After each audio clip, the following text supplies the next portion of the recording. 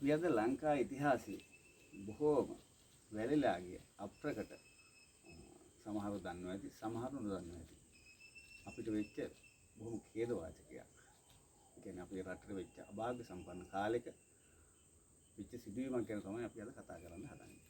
ඒ කියන්නේ අවුරුද්දක් දෙකක් නෙමෙයි වසර 914කට එහා අතීතයකට තමයි අපි දැන් මේ ගමන් කරන්නේ. කාලතරණයේ කාලය හරහා ගමන් කිරීම කියලා කියන්නේ. ඒ වගේ දැන් අපි හිතන්න ඕනේ අවුරුද්දක් දෙකක් නෙමෙයි 100 200 නෙමෙයි 914ට එහා අපේ ලංකාවේ වෙච්ච සිදුවීම.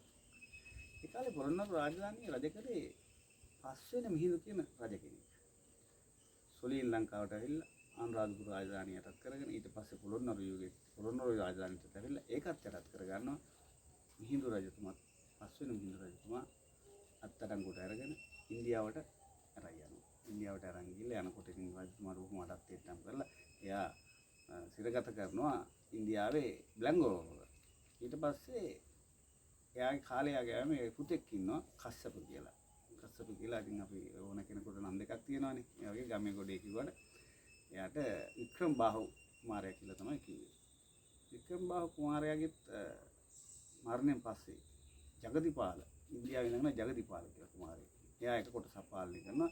ලංකාවේ හිටපු කුමාරවරු විවිධ ප්‍රදේශ තමන්ගේ යටතට ටික ටික ගන්නවා. ඊට පස්සේ හැබැයි මේ රට එක්සේසත් කරන්න ඕනේ කියලා කාටවත් එහෙම කිසිම කෙනෙක් අතේ බලය නැහැ.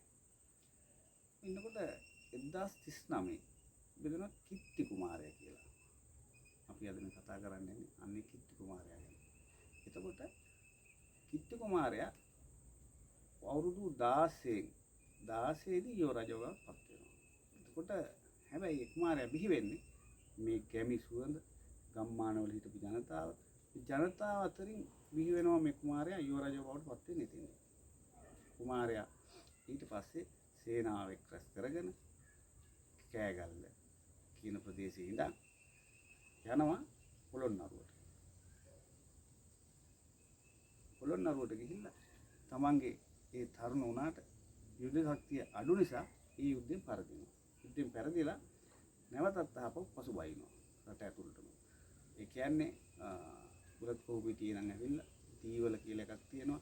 දීවල හන්දියෙන් යන්න ඕනේ. අහස්ලියද්ද පරගම්මන තුන්තොට අන්න ඒ වගේ සුන්දර ගම්මාන ටිකක් පසු කරලා වාකිරිගල කියලා වාතගිරි කියලා ඉස්සර කියලා තියෙන්නේ. ඒ ප්‍රදේශයට ඇවිල්ලා නැවත තමන්ගේ යුද ශක්තිය එක්රස් කරගෙන ජනතාව හදාගෙන තමන්ගේ තරුණ වයස පුරා යන්නේ නැහැ. ඊට පස්සේ සේනාව සංවිධානය කරපු තැන තමයි වාකිරිගල. අපි ඊට කලින් පොඩි වීඩියෝ එකක් කරලා තියෙනවා. ඒක ඔයගොල්ලන්ට බලා ගන්න පුළුවන් මෙතනින්. ඒකේ තියෙන ඉස්සල් ටිකක්. එතෙන් ගන්න තමයි සේනාව එක්රස් කරලා තියෙන්නේ. right